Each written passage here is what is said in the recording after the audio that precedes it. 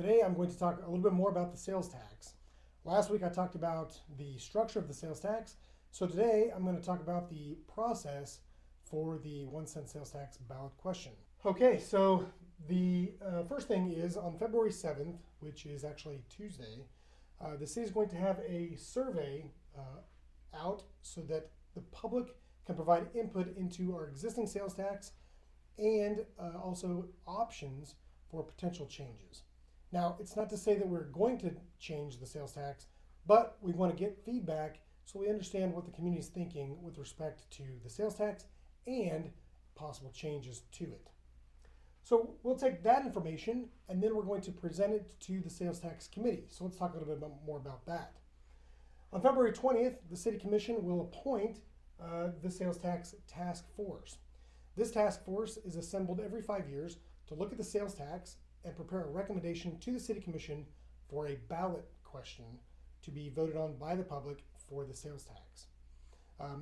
And so the sales tax survey data that the public provides will be shared with the sales tax task force so that they can make an informed decision on a ballot question based on community feedback. So that committee gets appointed on February 20th. If you are interested in serving on this task force, I recommend you reach out to one of your city commissioners. Their contact information, such as email addresses, are available on the city's website so that you can voice your interest for serving on that task force. So then the task force will conduct its work from basically February through June. They will probably meet once or twice a month until they get their work done in approximately June. And that involves several presentations by staff. And then, of course, the task force will look at the public input and they will ask questions, maybe ask for additional information, and then ultimately deliberate the information before making a recommendation to the City Commission. That will be presented to the City Commission at the June 19th regular meeting. And then once that's completed, the City Commission will then begin its work in terms of looking at the recommendation and deliberating it as well for a final cut. And then on July 17th, the Commission is expected to approve the ballot question that will be on the general election ballot on November 7th. Now, it's important to note that the Commission may actually approve a ballot question before July 17th, although this is the drop dead date for getting something on the November 7th general election. So it could happen in the meeting before this, but we are aiming for July 17th as kind of the end-all be-all deadline for the sales tax. So once that's all done, on November 7th, voters will have the opportunity to vote on the city's 1 cent sales tax that has been put together from community input, a recommendation from the sales tax task force, and then ultimately a decision by the City Commission on the ballot language. The sales tax will then go into effect October of 2024, assuming, of course, it is approved by voters. So that gets you up to date on the sales tax process. We're going to create a web page on our website here soon where you'll be able to get all the information about the sales tax, not only now, but throughout the entire process, so you can stay informed and up to date on all of the deliberations and discussions about the 1 cent sales tax. This is a very important community decision, and so we think it's very important for you to have all the information available to you to help stay informed.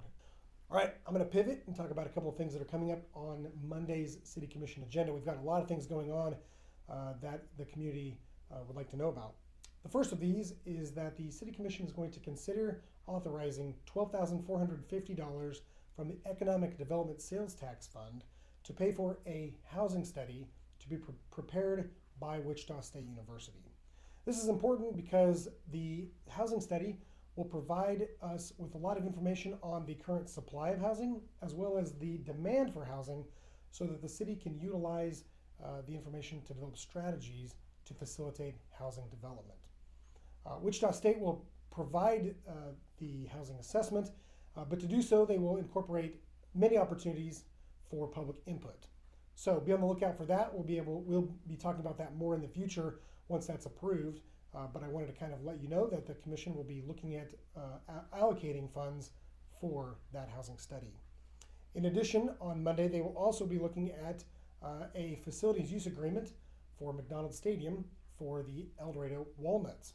Our very own hometown collegiate baseball team is looking to have a 5-year agreement with the city for use of McDonald Stadium.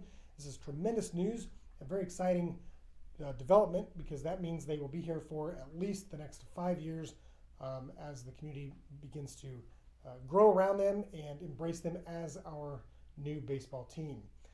The team is anticipated to have 16 home games at McDonald Stadium this year, including a July 4th game that will include fireworks and a couple of other great activities. So be on the lookout for more El Dorado Walnuts activities, especially as we ramp up into baseball season. The City Commission will also consider a resolution recognizing Senator Roger Marshall for his efforts in assisting the city in amending our water supply contract. This is an extremely important development that we had at the very beginning of this year as President Joe Biden signed the National Defense Authorization Act of 2022. Why is that important? Well, I've already talked about the fact that that bill, or that legislation now, actually amended our water supply contract from from compound interest to simple interest. This will save El Dorado water customers significant amounts of money, not only now, but well into the future. And so we're very appreciative of Senator Marshall's assistance with getting this provision placed in the federal legislation. It will have the effect of saving tens and even hundreds of millions of dollars of accrued interest. And so we could not have done it without Senator Marshall's assistance. Commissioner Wilkinson was also very instrumental in getting this provision to Senator Roger Marshall for inclusion in federal legislation. So we're very thankful for her efforts as well. So be looking for that on Monday. Also on Monday's meeting, the city will provide its annual year review to the City Commission. So if you are able to, I would recommend you tune in on Monday at 5:30 to watch that year in review. But if for whatever reason you can't make it, we're going to actually provide it on this show next week. So kind of like a preview, so to speak, for next week's things to know. The year in review. A lot of great things are happening in the city. I think it's important for the community to know what's going on, and so we'll share that with you next week. That's all I got this week on Things to Know. We'll see you next week. Have a great weekend.